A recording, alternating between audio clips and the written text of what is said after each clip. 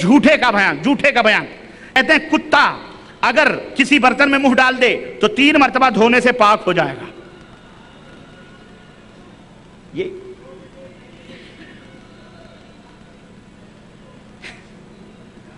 اچھا میں سمجھا جیسے ہمارے یہاں رمضان میں ڈبلیاں بجا بجا کے سحری جگاتے ہیں لوگ. سحری کا ٹائم تو نہیں ہوگا, چلا رہے ہیں باہر. خیر, تو کتا اگر اللہ کے نبی نے فرمایا کہ اگر کتا برتن میں منہ ڈال دے تو کتنی مرتبہ دھو؟ 7 مرتبہ. اور حضرت اشرف علی صاحب تھانوی فرماتے ہیں 3 دفعہ دھلے پاک ہو جائے گا. خیر, کہتے ہیں موزوں پر مسح کرنے کا بیان. میں نے بتایا بڑے مباحث ہیں, میں مختصر کر کے آپ کو اشارے دے رہا ہوں, چابی دے رہا ہوں تاکہ آپ کو معلوم ہو جائے. اگر کسی نے موزہ پر مسح نہیں کیا لیکن پانی برستے وقت باہر نکلی یا بھیگ گئی, بھیگی ہوئی گھاس میں چلی جس سے موزہ بھیگ گیا تو اس کا مسح ہو گیا. ہاں خلاص, مسح وسا کرنے کی ضرورت. پانی میں گھاس پر چلو, اگر پیر بھیگ گیا تو مسح ہو گیا. اور سنو, نجاست کے پاک کرنے کا طریقہ, بہشتی زیور حصہ دوم, نجاست کے پاک کرنے کا طریقہ. کہتے ہیں چمگادڑ کا پیشاب اور اس کا پخانہ پاک ہے. آج کل چمگادڑ کا پیشاب پخانہ کسی نے دیکھا ہے؟ بہرحال چلو خیر. کہتے ہیں نجاست غلیظ میں سے اگر پتلی اور بہنے والی چیز کپڑے یا بدن میں لگ جاوے تو اگر پھیلاؤ میں روپے کے برابر یا اس سے کم ہو تو معاف ہے. روپیہ سمجھتے ہیں, روپیہ سکہ, اس کے برابر ہے تو معاف ہے. اور اس کے دھوئے نماز پڑھ لے تو اس کی نماز ہو جائے گی. اور اگر گاڑھی ہے تو جیسے پیخانہ اور مرغی کی بیٹ وغیرہ, تو اگر وزن میں 4.5 ماشا یا اس سے کم ہو تو بے دھوئے نماز اس سے درست ہے. اب وہ تولو یہ 4 ماشا ہے کہ 3 ماشا ہے کہ 2 ماشا, تب نماز پڑھو. سمجھ رہے ہیں؟ خیر, اور بھی اس کے اندر بڑے مسائل ہیں, میں اس میں کہاں جاؤں. کہتے ہیں ہاتھ میں اگر کوئی چیز نجس لگی تھی, اس کو کسی نے زبان سے 3 دفعہ چاٹ لیا تو پاک ہو. نجاست لگی, میری ماں بہنوں ذرا تم دھیان سے سنو, کبھی آسانی سے یہ نسخہ نہیں اپنانا کہ کبھی پیخانہ دھلتے دھلتے بچے کا اگر کہیں انگلی میں لگ گیا تو سوچو اب کون جائے دھلنے, لاؤ ہی چاٹ لیں.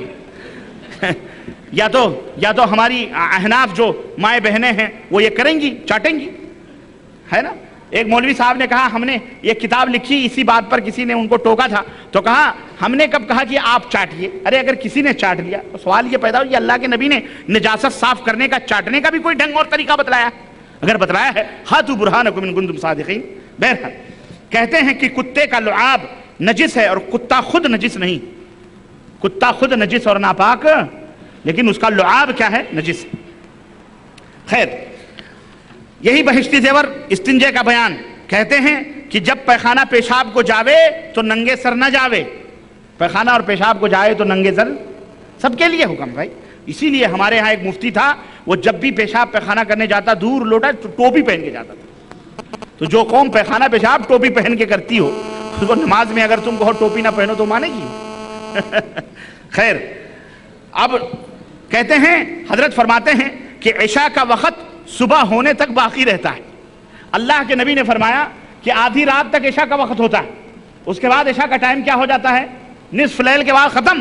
اور حضرت فرماتے ہیں صبح تک عشاء کا وقت باقی رہتا ہے, فجر تک. خلاص پڑھتے رہو. اسی لیے یہ لوگ پڑھتے رہتے ہیں جب دل کہتا ہے, اور اوقات کے ٹائم ہے اس میں. کہتے ہیں اگر فجر کی نماز پڑھنے میں سورج نکل آیا تو نماز نہیں ہوتی ہے, سورج میں روشنی آ جانے کے بعد قضا پڑھے. لیکن اگر عصر کی نماز پڑھنے میں سورج ڈوب گیا تو اس کی نماز ہو جاتی ہے. اور اللہ کے رسول صلی اللہ علیہ وسلم کی متفق علیہ روایت صحیح بخاری اور صحیح مسلم کی, اللہ کے نبی نے فرمایا کہ اگر کسی نے صبح کی نماز کی نیت باندھی اور 1 رکعت پڑھی اور دوسری رکعت میں سورج نکل آیا تو اس کی نماز ہو جاتی. اور اسی طرح غروب نیت باندھی اس نے اور دن غروب ہو گیا 1 رکعت پڑھنے کے بعد, پوری نماز پڑھ لے اس کی نماز ہو جاتی.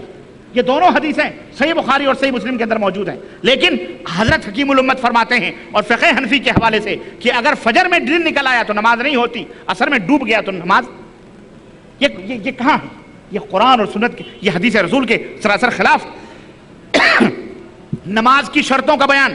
اگر زبان سے نیت کہنا چاہے تو اتنا کہہ لینا کافی ہے کہ نیت کرتی ہوں میں آج کے ظہر کے فرض کی, اللہ اکبر, یا نیت کرتی ہوں ظہر کی سنتوں کی. نعوذ باللہ, یہ کہاں ہے, کس حدیث سے ثابت ہے بتلاؤ. اسی طرح اگر کئی دن کی نمازیں قضا ہو گئیں تو دن تاریخ مقرر کر کے نیت کرے. ہاں نیت کرتی ہوں میں مثلا آج کی 7 صفر 1426 ہجری مطابق 17 مارچ سن 2005 सन 2005 ईस्वी, टाइم फलाना, इस नमाज की कज़ा पढ़ रही। अब वो कज़ा ही क्यों करे भाई कि आप दिन तारीख, और सुनो, अगर कई दिन की नमाजें कज़ा हो गई हैं तो दिन तारीख भी मुकर्रर करके नियत करनी चाहिए।